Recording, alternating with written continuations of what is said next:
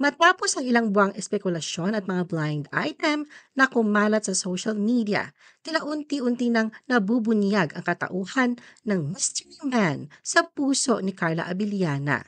Ayon sa mga balibalita, hindi na raw simpleng nobyo lamang ang gwapong lalaki na ito dahil rumored fiancé na siya ni Carla at malapit ang maganap ang kanilang kasal. The Philippine Showbiz List presents Sino ang rumored fiancé? Carla Abellana.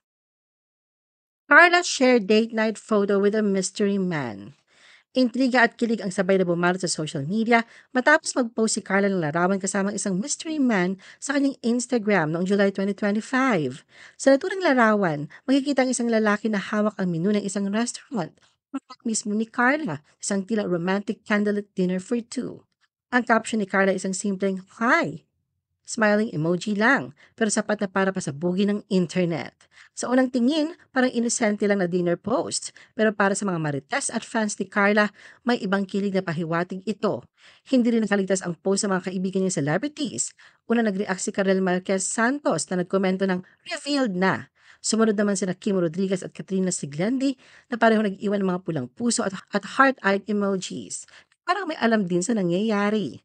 Agad naman nagpaulan ng mga reaksyon ang mga netizens. Tumpa ang bibig ni Carla tungkol sa tunay na pagkakakilanlan ng lalaki sa larawan, pero kung pagbabasihan ang mga komento ng kanyang mga kaibigan at ang glow sa mukha ni Carla, mukhang love is definitely in the air.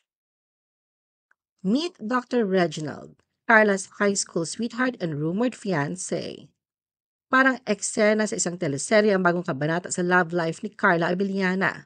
Matapos ang ilang taong pananahimik sa usapin ng puso, proud na ngayon si Carla sa paglabas ng mga larawan niya kasama ang rumored fiancé, si Dr. Reginald Reg Santos, isang Chief Medical Officer at COO ng Diliman Doctors Hospital. Base sa mga kumakalat na larawan sa social media, makikita sina Carla at Doc Reg sa mga sweet moments nila habang magkatabing kumakain. Halatang komportable at masaya sa isa't isa. Sa ilang kuha, nakasama pa nila ang kanilang mga kaibigan na animoy sumusuporta sa muling pag-iibigan ng dalawang matagal nang nagkakilala. Ayon sa mga nakalap na impormasyon, si Doc Reg ay never been married at isa sa mga pinakarespetadong doktor sa Diliman Doctors Hospital.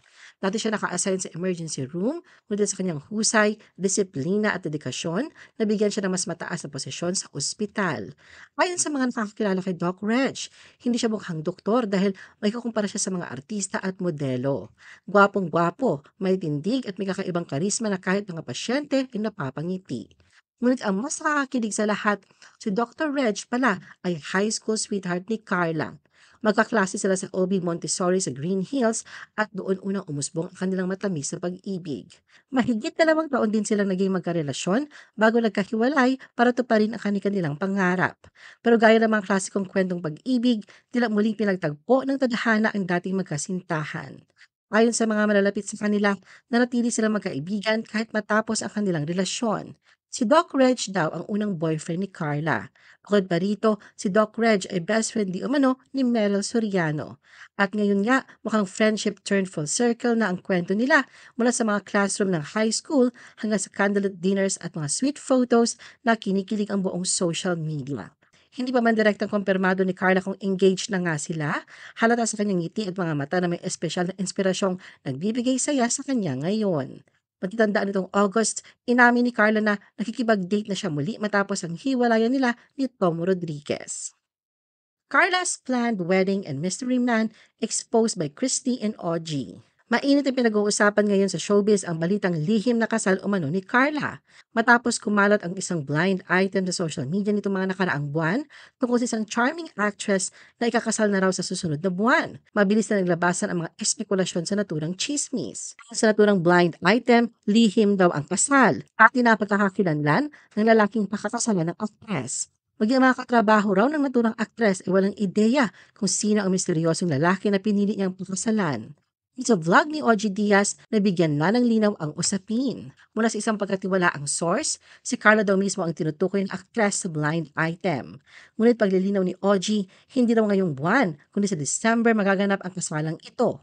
Bagamat tumangging pangalanan ni OG kung sino ang misteryosong lalaki, sinabi niyang ang naturang groom-to-be ay isang doktor at kasalukuyang chief medical officer ng isang kilalang ospital sa Quezon City. Dagdag pa na kanyang source, ex-boyfriend daw ito ni Carla noong nag-aaral pa siya sa OB Montessori. At heto na nga, sa programa naman ni Christy Fermin, tuluyan ang inilantad ang katauhan ng mystery guy. Ayon kay Christy, nang siya ay bumisita kamakailan sa Diliman Doctors Hospital sa Quezon City, doon niya nakilala ang naturang doktor at napag-alamang naging ex-boyfriend nga ito ni Carla noong high school pa sila.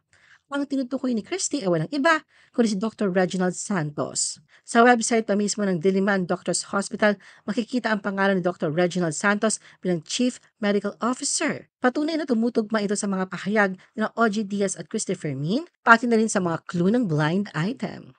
Carla set to marry a handsome doctor this December.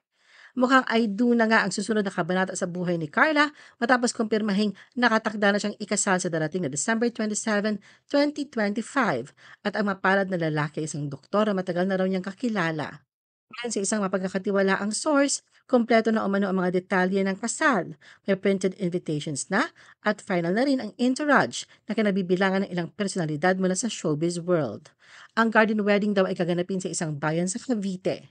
Sa ngayon, inaalam pa kung ito ba ay magiging civil wedding o Christian wedding dahil hindi pa tiyak kung nag-grant ng simbahan ang annulment ni na Carla at dating asawang si Tom. Ayon sa mga ulat, ang hawak pa lang daw ni na Carla at Tom ay ang desisyon ng korte sa Pilipinas na nagre-recognize ng divorce na i-file ni Tom sa Amerika. Gayunpaman kung sa simbahan na pag-uusapan, maaari pa raw itong inaayos dahil mahaba talaga ang proseso ng annulment sa ilalim ng batas ng simbahan katoliko. Dahil dito, malaki ang posibilidad na civil wedding muna ang magaganap sa darating na December. Legal naman daw para kina Carla at sa kanyang fiancé na muling magpakasal sa pamamagitan ng civil rights habang hinihintay pa ang approval ng simbahan. Sa isang kamakailang interview, nang tanungin si Carla tungkol sa kalagayan ng kanyang puso, ngiti lamang ang una niyang tugon, isang ngiting puno ng kapanatagan at saya. Anya, okay naman po siya, okay naman po, buhay pa rin naman po ang aking puso, masaya po ang aking puso. Dagdag pa niya, maraming dahilan para maging masaya yung puso ko. Ano ang masasabi mo sa video na ito? Mag-like o mag-react at huwag mahiyang mag-comment. For our YouTube viewers, huwag kalimutan mag-subscribe at i-hit ang notification button. At para sa aming Facebook viewers, mag-like at follow sa aming Facebook page para updated ka sa mga showbiz chika. Thanks for watching!